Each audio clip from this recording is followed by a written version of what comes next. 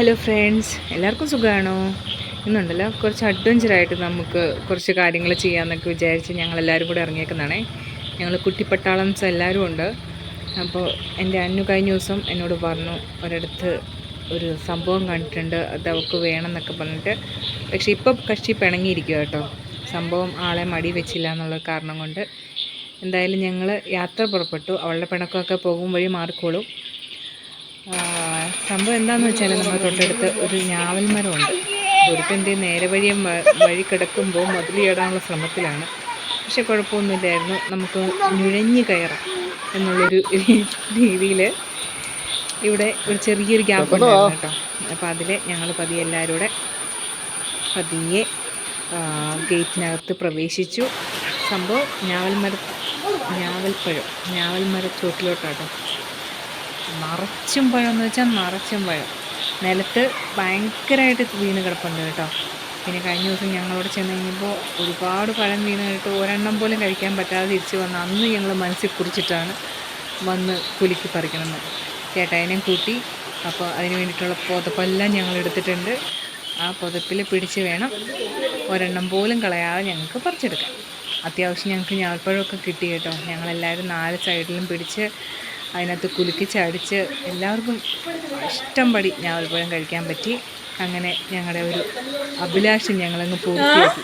കണ്ടോ, ഈ കൊല്ലത്തെ ഞങ്ങളുടെ ഞാവൽപ്പഴം തീറ്റ എന്ത് വിചാരിച്ചിട്ടും എന്നാൽ ത്രില്ല്. ഇത്തവണ പിള്ളേർക്കും ഒരു അഡ്വഞ്ചറായി. മഴ നനയാം, ഞാവൽപ്പഴം പറിക്കാം. അവർ ഭയങ്കര സന്തോഷത്തിലായിരുന്നു കേട്ടോ.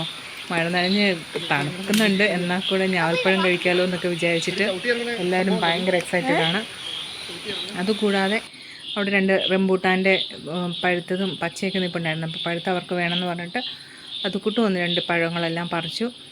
പിന്നെ ഞാനും ഒന്ന് ഞാവൽ മരം കുലുക്കി പറിക്കണം എന്നൊക്കെ തോന്നിയിട്ട് ചേട്ടായിയുടെ വിത്ത് പെർമിഷൻ സർ എന്നൊക്കെ പറഞ്ഞിട്ട് ഞാനും മരത്തിൽ കയറി. അത്യാവശ്യം ഞാവൽപ്പഴം ഞാനും പറിച്ചെടുത്തു കേട്ടോ. ഒരുപാട് മരത്തിൽ ഇരുന്ന് തന്നെ ഞാനങ്ങ് കഴിച്ചു. കാരണം താഴെ വന്നാൽ കിട്ടിയില്ലെങ്കിലോ എന്ന് വിചാരിച്ചിട്ട് ആവശ്യത്തിലധികം ഞാൻ മരത്തിൽ നിന്ന് കഴിച്ചിട്ടാണ് ഇറങ്ങുന്നത്. അതിസാഹസികമായി ഞാൻ വിചാരിച്ചു ഇനി 5 ഫോഴ്സിനെയൊക്കെ വിളിച്ച് അതിൻ്റെ മണ്ടയിൽ നിന്ന് ഇറങ്ങേണ്ടി വരുമെന്ന്. പക്ഷേ അതിസാഹസികമായിട്ട് ഇതിലും വലിയ മരങ്ങൾ നമ്മൾ ചാടിക്കിടന്നിട്ടുണ്ട് എന്നുള്ള വിചാരത്തോട് കൂടിയിട്ട് ഞാൻ പതിയെ താഴെ എത്തിയിട്ടോ. നിങ്ങളാരും പേടിക്കണ്ട, ഞാൻ സേഫായിട്ട് ലാൻഡ് ചെയ്തു. അങ്ങനെ ഇത്തവണത്തെ ഞാവൽപ്പഴം മരം ഞങ്ങൾ എല്ലാ തവണയും അതിനകത്ത് ചെറിയ ഇപ്പോൾ കായായിരിക്കും കേട്ടോ കായ്ക്കുക. പക്ഷേ ഇത്തവണ നല്ല അത്യാവശ്യം വലിയ പഴങ്ങളായിരുന്നു അതിനകത്തുണ്ടായിരുന്നത്. അതുകൊണ്ട് തന്നെ കേട്ടോ പറിക്കണമെന്ന് വിചാരിച്ചതും. അങ്ങനെ ഞങ്ങൾ പഴങ്ങളെല്ലാം പറിച്ച് അവിടുന്ന് ഒരു വിധത്തിൽ ഇറങ്ങാമെന്ന് വിചാരിച്ചെങ്കിലും നടുക്ക് ചെറുതായിട്ട് സ്റ്റക്കായി. അവസാനം ചേട്ടായിക്ക് ദേഷ്യം വരുന്നുണ്ടായിരുന്നു.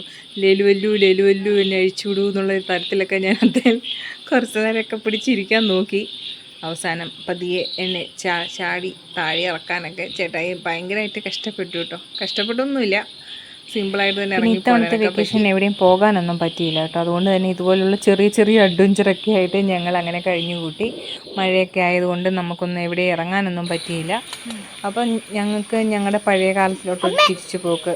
ചേട്ടായി ആവുന്ന പറഞ്ഞാൽ വേണ്ട മരത്തെ കയറേണ്ടതാണ്. പക്ഷേ എനിക്കത് പറ്റുമെന്ന് വിചാരിച്ചിട്ട് തന്നെ കയറിയതാട്ടോ. അങ്ങനെ പറിച്ചു കേട്ടോ, വശാമ്പടി പഴം പറിച്ചു. അങ്ങനെ ഞങ്ങളുടെ ആ ഒരു അഭിലാഷവും ഞങ്ങൾ പൂർത്തീകരിച്ചു. എല്ലാം കൊണ്ടും നല്ല സെറ്റായിരുന്നു.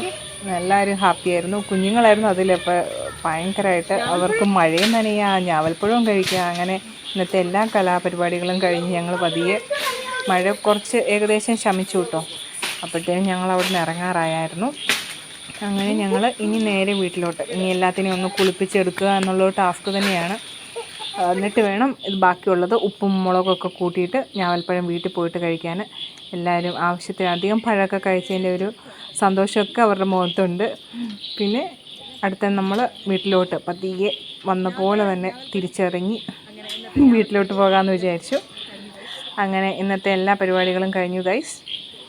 അപ്പോൾ ഞങ്ങളുടെ ഈ കുഞ്ഞു വീഡിയോ ഇഷ്ടപ്പെട്ടിട്ടുണ്ടെങ്കിൽ എല്ലാവരും സബ്സ്ക്രൈബ് ചെയ്യാൻ മറന്നു പോകരുത് കേട്ടോ. എല്ലാവരും ലൈക്ക് അടിക്കണേ.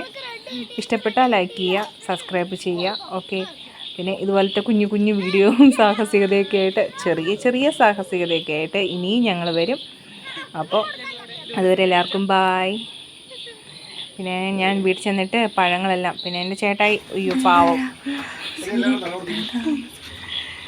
ചേട്ടായിയാണ് ഈ ഞാവൽപ്പഴം പറിക്കണം എന്ന് വിചാരിച്ചിട്ട് ഞങ്ങളുടെ ഒപ്പം കട്ട സപ്പോർട്ടായിട്ട് നിന്ന്. അല്ലെങ്കിൽ പഴമൊന്നും കഴിക്കൽ നടക്കില്ല. എന്തായാലും നല്ല അടിപൊളിയായിട്ട് പോയി പഴങ്ങളെല്ലാം പറിച്ച് ഇനി കഴിയിട്ട് കാണിക്കാം കേട്ടോ.